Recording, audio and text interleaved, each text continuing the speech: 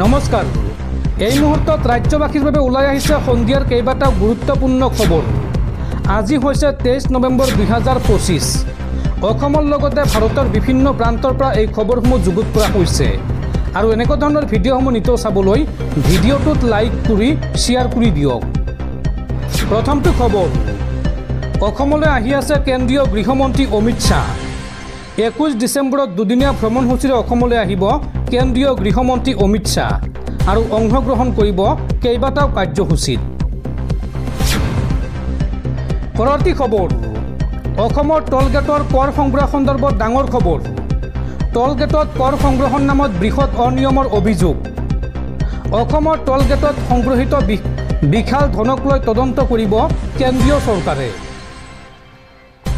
অসমৰ টলগেটৰ কৰ সংগ্ৰহ সন্দৰ্ভত বৃহৎ খবৰ। টলগেটত কৰ সংগ্ৰহৰ নামত বৃহৎ অনিয়মৰ অভিযোগ। অসমৰ টলগেটত সংগ্ৰহিত বিশাল ধনক লৈ তদন্ত কৰিব কেন্দ্ৰীয় চৰকাৰৰ ভিজিলেন্স সংস্থাই। উল্লেখযোগ্য যে 2024 বৰ্ষত টলগেটত কৰ হিচাপে সংগ্ৰহ কৰিছে 500 কোটিৰো বেছি। তেলিপাৰা টলগেটত মাত্ৰ 24 দিনত 2.46 কোটি টকা সংগ্ৰহ কৰিছে। আৰু টলগেটত অধিক ধন সংগ্ৰহক লৈ এতিয়া চলিব তদন্ত। চেণ্ট্ৰেল ভিজিলেন্স কমিশ্যনে কৰিব তদন্ত। পৰৱৰ্তী খবৰ, 26 বিধানসভা নিৰ্বাচনৰ পূৰ্বে ৰাজ্যৰ মিয়া জনগোষ্ঠীক লৈ পুনৰ ডাঙৰ মন্তব্য কৰিছে মুখ্যমন্ত্ৰী হিমন্ত বিশ্ব শৰ্মাই। মুখ্যমন্ত্ৰী হিমন্ত বিশ্ব শৰ্মাই এই সন্দৰ্ভত কয় যে মিয়াই সদায় একত্ৰিত হৈ ভোট দিয়ে, সেয়ে তেওঁলোকে আজি ৰাজনৈতিকভাৱে আগবাঢ়িছে, কিন্তু আমাৰ ভোট সিঁচৰিত। এই মন্তব্য মুখ্যমন্ত্ৰী হিমন্ত বিশ্ব শৰ্মাৰ। পৰৱৰ্তী খবৰ, মৃত্যুদণ্ডটো দূৰৰে কথা, মোৰ মাক চুই চাব নোৱাৰে। প্ৰধানমন্ত্ৰী নৰেন্দ্ৰ মোদীক প্ৰশংসাৰে উপচাই পেলাই মহম্মদ ইউনুছক এই প্ৰত্যাহ্বান বাংলাদেশৰ প্ৰাক্তন প্ৰধানমন্ত্ৰী শ্বেখ হাছিনাৰ পুত্ৰৰ। ভাৰতৰ প্ৰধানমন্ত্ৰী নৰেন্দ্ৰ মোদীক প্ৰশংসাৰে উপচাই তুলিছে বাংলাদেশৰ প্ৰাক্তন প্ৰধানমন্ত্ৰী শ্বেখ হাছিনাৰ পুত্ৰ সাজিব ৱাজেদে। ইয়াৰ বিপৰীতে বাংলাদেশৰ অন্তৱৰ্তীকালীন চৰকাৰৰ মুৰব্বী মহম্মদ ইউনুছক জনাইছে প্ৰত্যাহ্বান। শ্বেখ হাছিনাৰ পুত্ৰ সাজিদে ইউনুছক প্ৰত্যাহ্বান জনাই কয় যে মোৰ মাক কোনেও হত্যা কৰিব নোৱাৰিব, আনকি তেওঁৰ মাকক হত্যা কৰাটো দূৰৰে কথা, এবাৰলৈ চুই চাব নোৱাৰে বুলি এক প্ৰকাৰ দাবী কৰে। উল্লেখযোগ্য যে বাংলাদেশৰ হাছিনা চৰকাৰৰ পতনৰ পাছতে দেশ এৰি পলায়ন কৰিছিল শ্বেখ হাছিনা আৰু ইয়াৰ পাছতে তেওঁ ভাৰতত আশ্ৰয় লৈছিল। ভাৰত তথা নৰেন্দ্ৰ মোদী চৰকাৰে হাছিনাক আশ্ৰয় প্ৰদান কৰি সহায় কৰাৰ বাবে শলাগ লৈছে তেওঁৰ পুত্ৰ সাজিদে। তেওঁ কয় যে ভাৰত তথা দেশবাসীৰ ওচৰত মই কৃতজ্ঞ, মোৰ মাক আশ্ৰয় প্ৰদান কৰাৰ বাবে সদায় কৃতজ্ঞ হৈ ৰম। প্ৰণিধানযোগ্য যে বাংলাদেশৰ প্ৰাক্তন প্ৰধানমন্ত্ৰী শ্বেখ হাছিনাক মানৱতাৰ বিৰুদ্ধে অপৰাধৰ অভিযোগত মৃত্যুদণ্ডৰ শাস্তি প্ৰদান কৰিছিল আন্তঃৰাষ্ট্ৰীয় অপৰাধ আদালতে। ন্যায়াধীকৰণৰ এই সিদ্ধান্তৰ পিছতে শ্বেখ হাছিনাৰ পুত্ৰ সাজিব ৱাজেদে মহম্মদ ইউনুছৰ বিৰুদ্ধে গৰজি উঠে। পৰৱৰ্তী খবৰ, পুনৰ সুৰাসুৰে বৃদ্ধি পাইছে সোণৰ মূল্য। ৰাজ্যৰ সাধাৰণ জনতাক মাধমাৰ সুদাই পুনৰ বৃদ্ধি পালে সোণৰূপৰ মূল্য।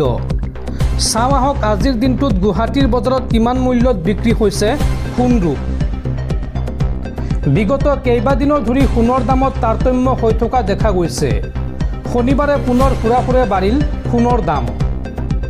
আজিৰ দিনটোত গুৱাহাটীত 22 কেৰেট সোণৰ দাম প্ৰতি গ্ৰামত বিক্ৰী হৈছে 11,535 টকাত। একেদৰে 24 কেৰেট সোণৰ প্ৰতি গ্ৰামত 12,584 টকা আৰু 18 কেৰেটৰ সোণৰ দাম প্ৰতি গ্ৰামত 9,438 টকাত বিক্ৰী হৈ আছে। আজিৰ দিনটোত গুৱাহাটীৰ বজাৰত ৰূপ প্ৰতি গ্ৰামত 164 টকা আৰু প্ৰতি কেজিত 1,64,000 টকাত বিক্ৰী হৈ আছে। পৰৱৰ্তী খবৰ, ভিক্টৰ দাসৰ আচৰণক লৈ অসন্তুষ্ট গুৱাহাটী উচ্চ ন্যায়ালয়ৰ বিচাৰপীঠ। ভিক্টৰ দাস টিভিত ওলালে টিভি বন্ধ কৰিবলগীয়া অৱস্থা হয়। শুনানিৰ সময়ত এই মন্তব্য গুৱাহাটী উচ্চ ন্যায়ালয়ৰ ন্যায়াধীশ সঞ্জয় কুমাৰ মেধিৰ। পৰৱৰ্তী খবৰ, যদি ভাৰতৰ কোনো বিশ্ববিদ্যালয়ৰ উপাচাৰ্য মুছলমান হয় তেন্তে তেওঁ জেললৈ যাবই। চৰকাৰে মুছলমানৰ কোনো কথাই হজম নকৰাৰ দৰে হৈছে। আজম খান আৰু ইকবালৰ দৰে অৱস্থা কৰি পেলাব। অল ফলা বিশ্ববিদ্যালয়ৰ বিৰুদ্ধে হোৱা অভিযান শিক্ষাৰ ওপৰত আক্ৰমণ নহয়, বৰঞ্চ মুছলমানক ভয় খোৱাৰ ৰাজনীতিহে। এই মন্তব্য জমিয়ত উলমাই হিন্দৰ অধ্যক্ষ মৌলানা আৰছাদ মাদানীৰ।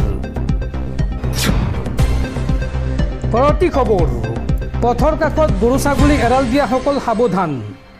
এতিয়াৰ পৰা ৰাষ্ট্ৰীয় ঘাইপথৰ কাষত এৰাল দিব নোৱাৰিব গৰু ছাগলী, অন্যথা ৰাজপথৰ পৰাই গৰু ছাগলী উঠাই লৈ যাব চৰকাৰে।